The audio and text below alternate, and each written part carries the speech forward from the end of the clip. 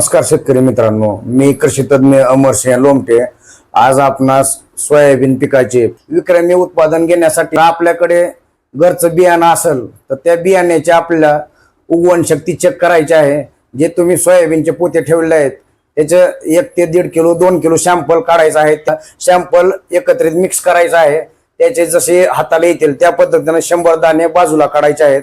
एक सुतळी गोणपाट किंवा पोत घ्यायचं आहे, त्यावर 10 अशा 10 ओळी तुम्हाला एका ओळीला 10 म्हणजे अशा 10 ओळी तुम्हाला या पद्धतीने तुम्हाला ती बियाणं टाकायचं आहे सुतळी पोत्यावर।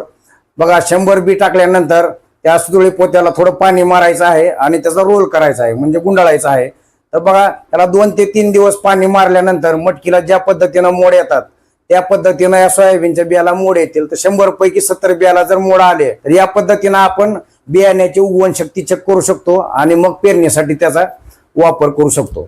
धन्यवाद।